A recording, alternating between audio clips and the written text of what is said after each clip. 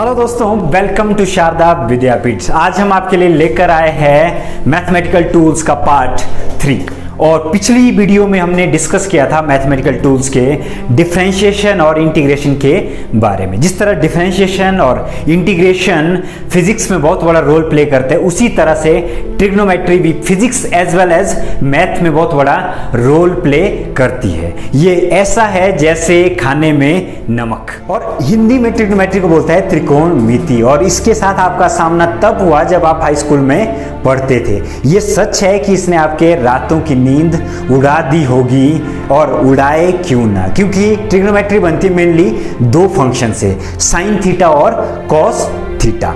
और आप देख सकते हो इनकी प्रोफाइल पिक कितनी भयानक है। आप देख सकते हो कि साइन थीटा आपके पास इस तरह से दिखता है और कॉस थीटा आपके पास इस तरह से दिखता है। अब बात करते हैं कि ट्रिग्नोमेट्री को हम लोग पढ़ते क्यों हैं और ट्रिग्नोमेट्री का यूज क्या है लाइफ में, और साइंस में इतनी इंपॉर्टेंस ट्रिग्नोमेट्री को क्यों दी जाती है। तो अगर मैं कहता हूं कि कोई ऑब्जेक्ट है, अगर कोई ऑब्जेक्ट मोशन पे आता है तो क्या हो सकता है। अगर कोई ऑब्जेक्ट मोशन में आता है या तो क्या हो सकता है, या तो ऑब्जेक्ट सीधा जाएगा, या तो आपके पास कोई ऑब्जेक्ट गोल घूमेगा किसी सर्कुलर पाथ में, या एलिप्टिकल पाथ में घूम सकता है, तो कोई ऑब्जेक्ट रोटेट कर सकता है अपने ही एक्सिस पर।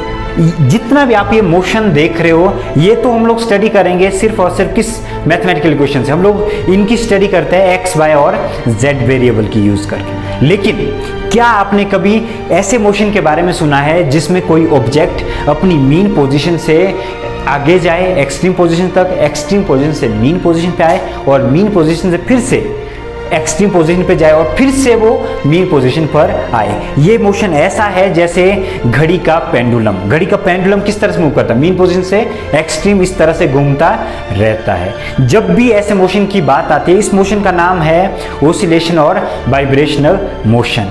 जब भी इस मोशन की बात आएगी तो इसकी जो स्टडी की जाती है, इसकी स्टडी और इसकी जो इंफॉर्मेशन स्टोर की जाती है वो की जाती है साइन थीटा और कॉस थीटा से। इसकी स्टडी सिर्फ और सिर्फ पॉसिबल है ट्रिग्नोमेट्री की हेल्प से।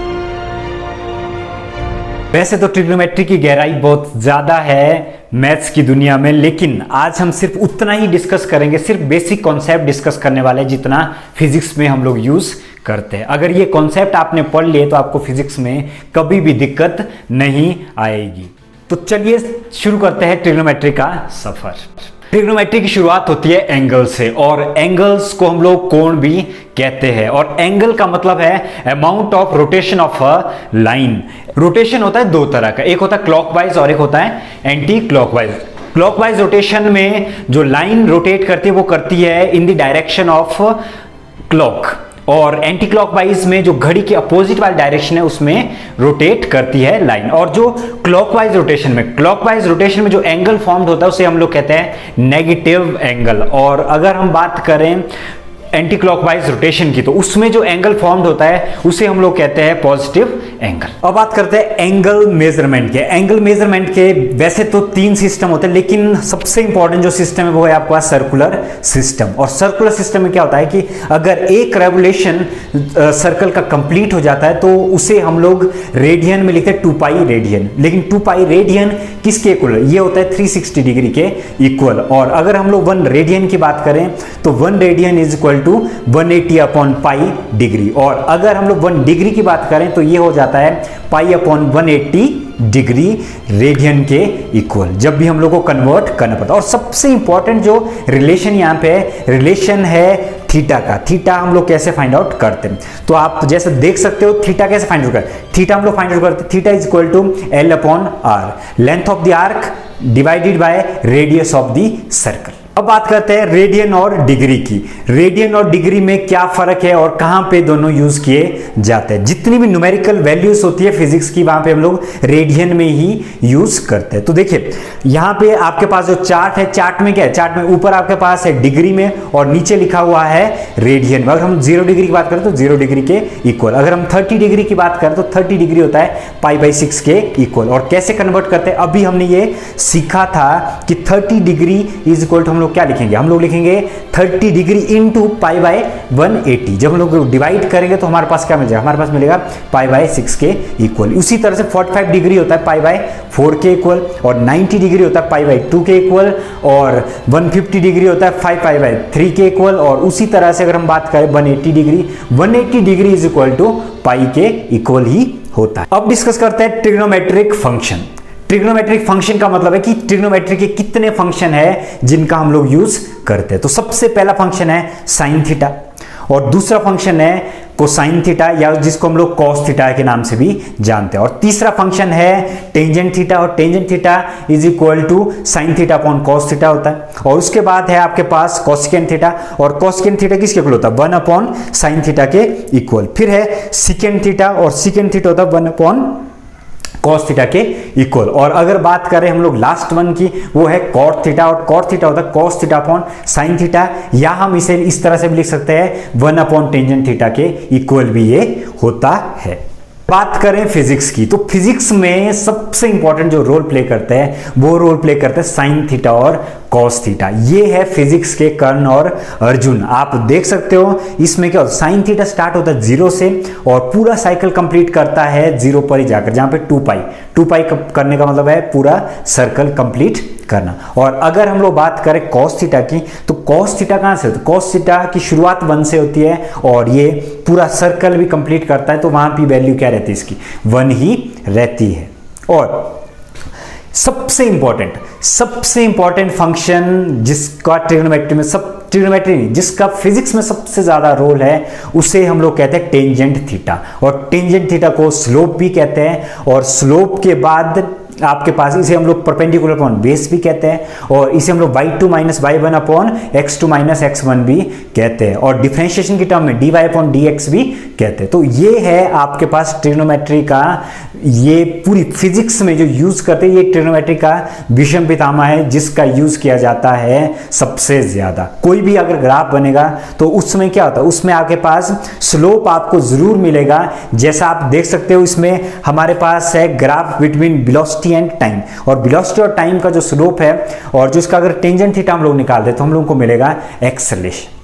बात करते हैं ट्रिग्नोमेट्रिक रेशो की। अगर हम लोग ट्रिग्नोमेट्रिक की जो रेशो है, रेशो का मतलब क्या है, रेशो का मतलब है किसी भी एक राइट एंगल ट्राइंगल में परपेंडिकुलर बेस और हाइपोटेन्यूज के बीच में क्या रिलेशन है ट्रिग्नोमेट्रिक फंक्शन के अकॉर्डिंग, उसे हम लोग कहते हैं ट्रिग्नोमेट्रिक रेशो।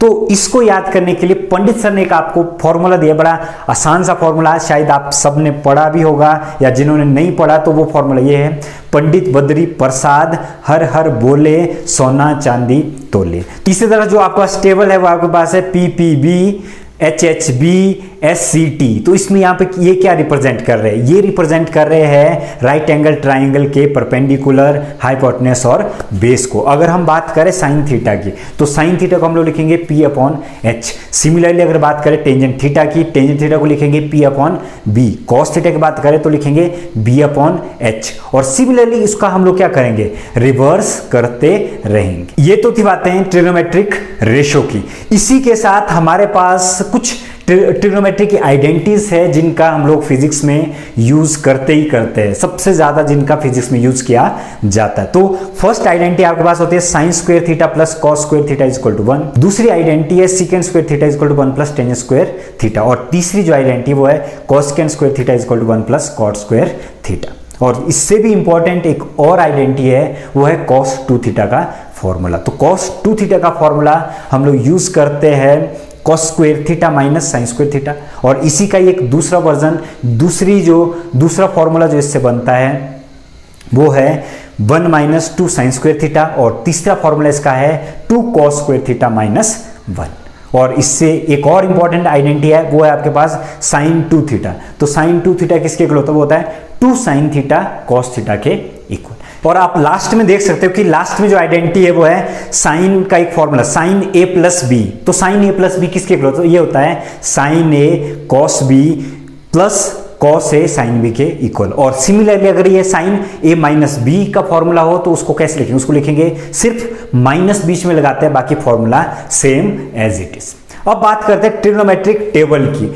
टेबल में साइन की वैल्यू, टेंजेंट की वैल्यू और कॉस की वैल्यू, ये सबसे इंपॉर्टेंट रोल प्ले करती है। तो आप टेबल में देख सकते हो, टेबल लिखा हुआ है 0 से लेके 180 तक और 0 से लेके पाई तक। और इस टेबल में क्या होता है, इस टेबल में 0 से 90 तक अगर हम साइन की बात करें, साइन में क्या आता है, साइन 0 0, साइन 30 डिग्री 1/2 और साइन 45 डिग्री है 1/√2 और साइन 60 है √3/2 और साइन 90 है 1।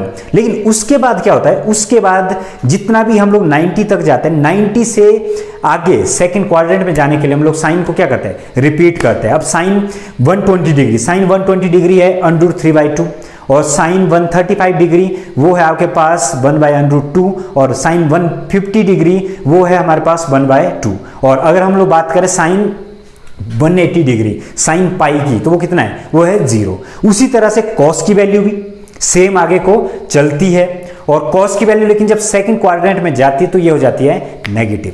और अगर टेंजेंट की वैल्यू भी सेम चलती है और टेंजेंट की वैल्यू भी सेकंड क्वाड्रेंट में क्या हो जाती है, नेगेटिव। इसको जानने के लिए आपको एक नया फॉर्मूला पढ़ना पड़ेगा, आपको क्वाड्रेंट की नॉलेज होनी चाहिए। तो क्वाड्रेंट की नॉलेज हमें कैसे मिलेगी, तो आप देख सकते हो क्वाड्रेंट में क्या है, क्वाड्रेंट को हम लोग याद रख सकते हैं एक नए फॉर्मूले से, वो है ऐड शुगर टू कॉफी। और क्वाड्रेंट में देखिए जो फर्स्ट क्वाड्रेंट है वो कहां से, 0 से शुरू हो रहा है और π/2 पे खत्म। और दूसरा क्वाड्रेंट शुरू होता है π/2 से पाई के बीच में और तीसरा क्वाड्रेंट होता है पाई से लेके 3π/2 के बीच में और चौथा क्वाड्रेंट होता है 3π/2 से लेके 2π के बीच में। कहने का मतलब ये है कि पूरे जितने भी ये चारों क्वाड्रेंट है वो 360 का एंगल बनाते हैं। पहला क्वाड्रेंट 90 तक, दूसरा 180 तक, तीसरा 270 डिग्री तक और चौथा 360 डिग्री तक, जिसकी हम लोग अभी बात कर रहे थे ऐड शुगर टू कॉफी। इससे क्या, इससे हम लोग ट्रिग्नोमेट्रिक फंक्शन ये देख सकते हैं कि कौन सी जगह पे ट्रिग्नोमेट्रिक फंक्शन पॉजिटिव है और कौन सी जगह पे ट्रिग्नोमेट्रिक फंक्शन नेगेटिव है। अगर हम पहले फंक्शन की बात करें, पहला फंक्शन हमने लिखा था ऐड का मतलब all trigonometric function are positive और दूसरे में साइन थीटा और साइन थीटा का रेसिप्रोकल कोसेकेंट थीटा पॉजिटिव होता है और तीसरे में पॉजिटिव होता है टेंजेंट थीटा और इट्स रेसिप्रोकल, उसको हम लोग कहते हैं कॉट थीटा और चौथे में कॉस थीटा और उसका रेसिप्रोकल कोसेकेंट थीटा। इसीलिए जो पीछे वाला जो टेबल था उसमें सेकंड क्वाड्रेंट में कॉस थीटा और टेंजेंट थीटा नेगेटिव होते हैं।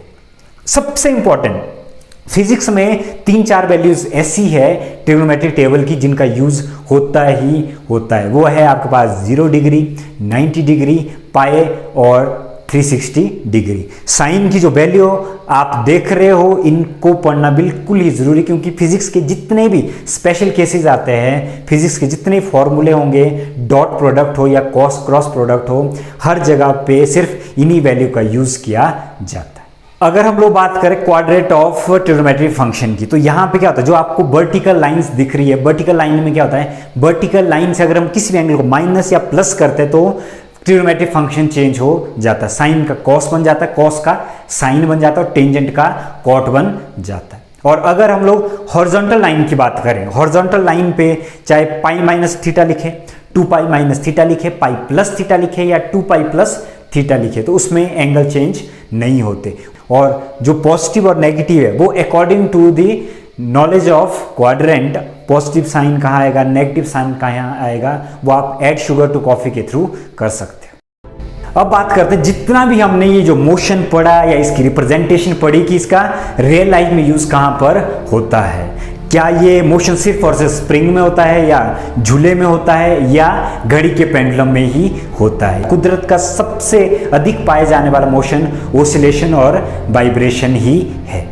और अगर हम बात करें एनर्जी की, इस दुनिया की सारी एनर्जी वो सिर्फ और सिर्फ इसी मोशन को ही फॉलो करती है। अगर ये मोशन ना होता तो हमारी जिंदगी का एंटरटेनमेंट अधूरा रह जाता, ना ही हम कुछ बोल पाते और ना ही हम लोग कुछ सुन पाते और ना ही हम लोग गानों का मजा ले पाते। ये इसीलिए होता है क्योंकि साउंड क्या है, साउंड एक तरह की एनर्जी है और एनर्जी ट्रेवल करती है in the form of wave. और वेव का जो मोशन है, वेव का मोशन क्या है, ओसिलेशन और वाइब्रेशन ही है। और दुनिया के सारे म्यूजिकल इंस्ट्रूमेंट भी इसी मोशन पर डिजाइन किए जाते हैं। आपको ये जानकर हैरानी होगी कि लाइट भी इसी मोशन को फॉलो करती है, क्योंकि लाइट भी क्या एक एनर्जी है और ये इसी मोशन को ही फॉलो करती है, चाहे वो बल्ब से निकलने वाली रोशनी हो या सूरज से आने वाला प्रकाश। और हमारे घरों तक जो लाइट, हमारे घरों तक जो करंट पहुंचता है वायर्स के थ्रू, उस वायर में क्या होता है, वायर में जो इलेक्ट्रॉन है वो भी